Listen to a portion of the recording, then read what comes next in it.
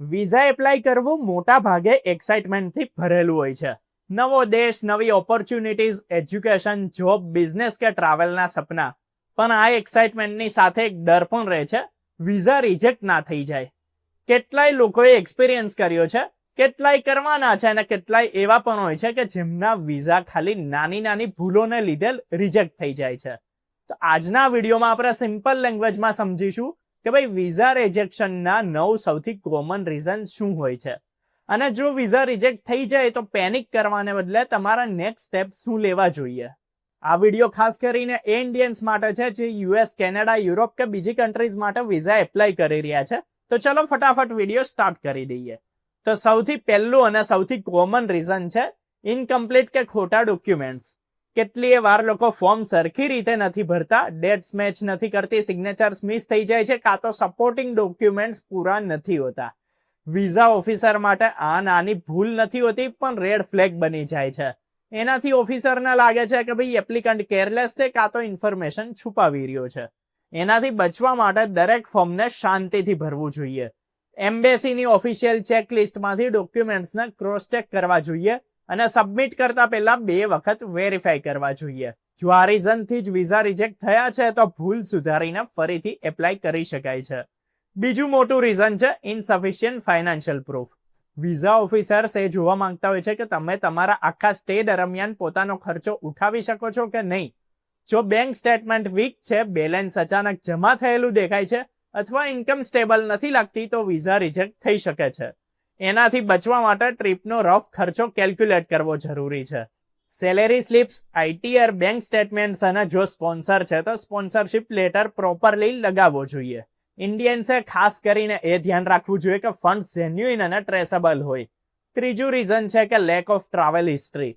First time international travellers માટે ખાસ કરીને યુએસ કે શેંગન કન્ટ્રીઝમાં ટ્રાવેલ હિસ્ટ્રી ના હોવી ક્યારેક ડાઉટ ઉભો કરે છે.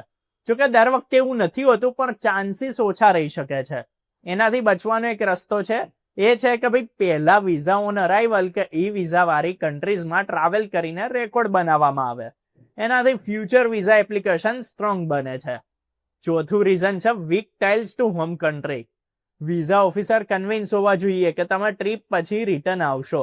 જો ઓફિસરને લાગે છે કે એપ્લિકન્ટ ઓવરસ્ટે કરી શકે છે કે ઇલીગલ કામ શોધી શકે છે તો વિઝા રિજેક્ટ થઈ શકે છે.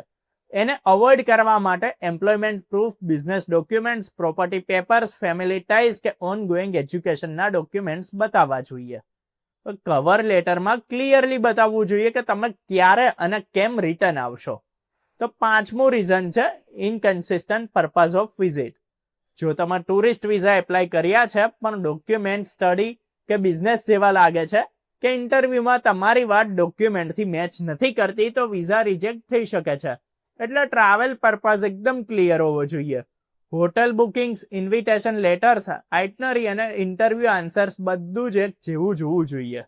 સિક્સ્થ રીઝન છે પાસ્ટ ઇમિગ્રેશન વાયોલેશન્સ. જો તમે પહેલા ક્યારેય વિઝા ઓવરસ્ટે કર્યો છે, ઇલીગલ કામ કર્યું છે કે ખોટી ઇન્ફોર્મેશન આપી છે તો એની અસર ફ્યુચર એપ્લિકેશન્સ પર પડી શકે છે. વિઝા સિસ્ટમ મેમરી રાખે છે. એવા કેસમાં ઓનેસ્ટી સૌથી વધારે જરૂરી હોય છે. જો પાસ્ટમાં કોઈ ઇસ્યુ રહ્યો છે તો એને છુપાવવાને બદલે પ્રોપર એક્સપ્લેનેશન અને સપોર્ટિંગ ડોક્યુમેન્ટ્સ આપવા સારા રહે છે. સેવન્થ રીઝન છે ક્રિમિનલ રેકોર્ડ કે સિક્યુરિટી કન્સર્ન. ફ્રોડ, વાયોલન્સ કે ડ્રગ્સથી જોડાયેલો કોઈ પાસ્ટ રેકોર્ડ વિઝા રિજેક્શનનું સ્ટ્રોંગ રીઝન બની શકે છે. એવા કેસીસમાં પોલીસ ક્લિયરન્સ સર્ટિફિકેટ કે કોર્ટ ડોક્યુમેન્ટ્સ આપવા જરૂરી છે. જો એપ્લિકન્ટે પાસ્ટ મિસ્ટેકથી સુધારો કર્યો છે તો એના પ્રૂફ આપવાના હોય છે, જે ક્રેડિબિલિટી વધારે છે. હવે આઠમું રીઝન છે ઇનવેલિડ કે ઇન્સફિશિયન્ટ ટ્રાવેલ ઇન્સ્યોરન્સ. કેટલીય કન્ટ્રીઝ, ખાસ કરીને શેંગન કન્ટ્રીઝ, સ્પેસિફિક ઇન્સ્યોરન્સ રિક્વાયરમેન્ટ રાખે છે. જો ઇન્સ્યોરન્સ એમાઉન્ટ છે એ ઓછી છે અથવા ટ્રાવેલ ડેટ્સ કવર નથી કરતી તો વિઝા ડાયરેક્ટ રિજેક્ટ થઈ શકે છે. એટલે ઇન્સ્યોરન્સ લેતી વખતે એમ્બેસી રિક્વાયરમેન્ટ્સ ધ્યાનથી વાંચવી જોઈએ અને ડેટ્સ બિલકુલ મેચ થવી જોઈએ. હવે 9th અને છેલ્લું રીઝન છે પુઅર ઇન્ટરવ્યુ પરફોર્મન્સ. યુએસ અને કેનેડા જેવી કન્ટ્રીઝમાં ઇન્ટરવ્યુ બહુ ઇમ્પોર્ટન્ટ હોય છે.